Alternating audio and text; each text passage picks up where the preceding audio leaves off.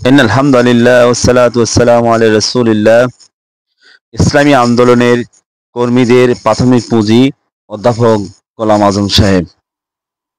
ইসলামী আন্দোলনের কর্মীদের প্রাথমিক পুঁজি, কোন একটা ব্যবসা শুরু করতে হলে ওই ব্যবসার উপযোগী পরিমাণ প্রাথমিক পুঁজি দরকার।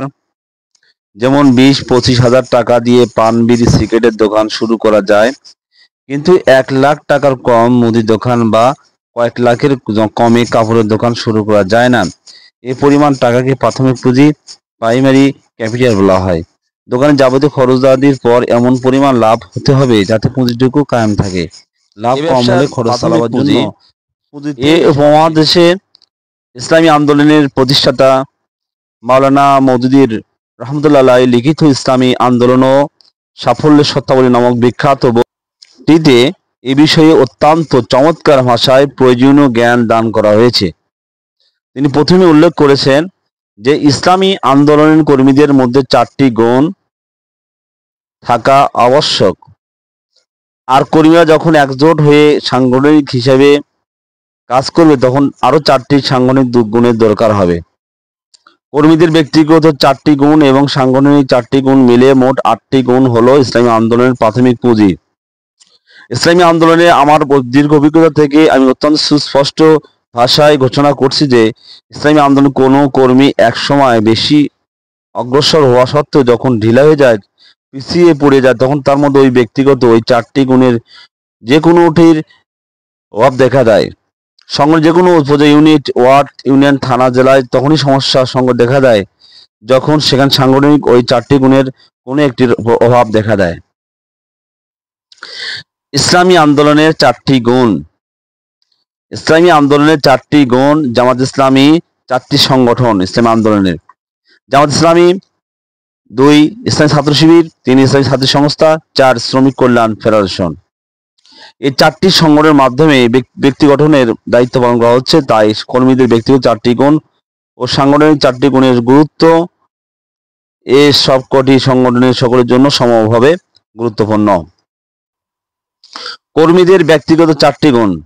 একদিনের এলেম। ইসলামী আন্দোলনের কর্মী সমাজে তখনই কর্মী হিসেবে পরিচিত হয় যখন সে অন্যকে দ্বীনের দাওয়াত দেয়।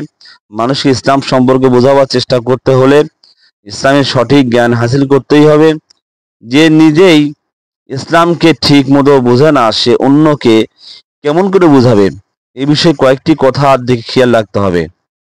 ক, দ্বীনের এলেম যতটুকু জানা গেল ততটুকুই অপরের নিকট পৌঁছাবার জন্য রাসূল সাল্লাল্লাহু আলাইহি ওয়াসাল্লাম হুকুম করেছেন। যতটুকু অন্যের নিকট পৌঁছাবে ততটুকু এলেমই মজবুত হবে। অন্যকে বোঝাতে চেষ্টা করলেই নিজের জ্ঞান গভীর হয়। খ, দ্বীনের দাওয়াত দিতে গেলে মানুষ নানা রকম প্রশ্ন করবে। ও সঠিক জবাব না জানলে গোজামিল না দিয়ে উত্তর শিখে জবাব দিবেন।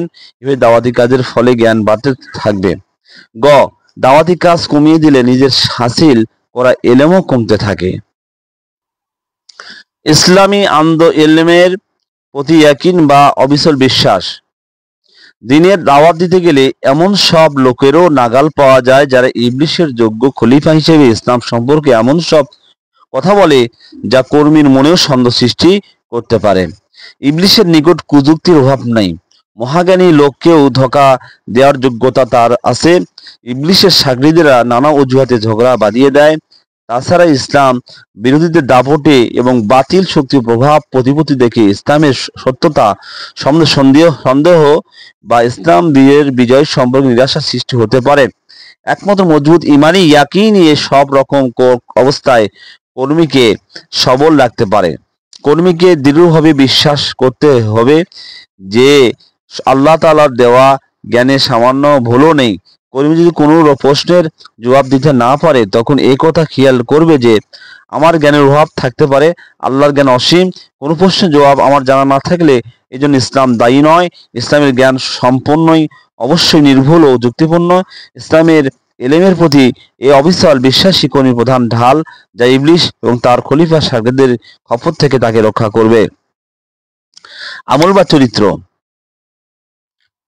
ইসলামী আন্দোলন কর্মীকে সিদ্ধান্ত নিতে হবে যে আমি কোন অবস্থায় বিবেকের বিরুদ্ধে চলব না ইসলামের যেটুকু এলেন আল্লাহ পাক আমাকে দিয়েছেন, কোনো আমলই যেন এর বিপরীত না হয় সে বিষয়ে সব সময় সাবধান থাকতে হবে।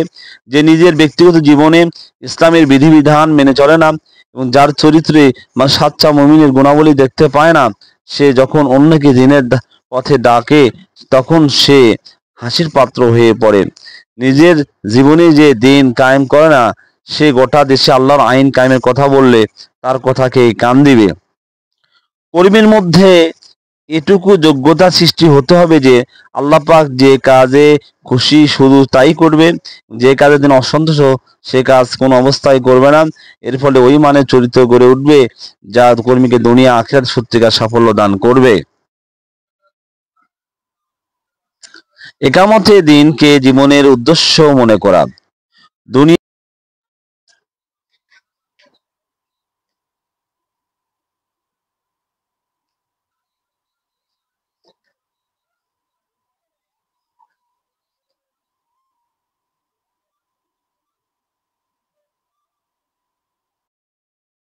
যা কিছু করতে হয়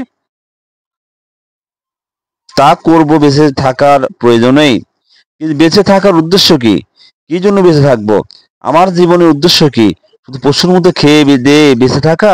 নিশ্চয়ই নয়। আল্লাহ দিনকে কায়েম করার জন্যই আমার জীবনকে বিলিয়ে দেব। দিনের দাবি আমার নিকট অগ্রগণ্য।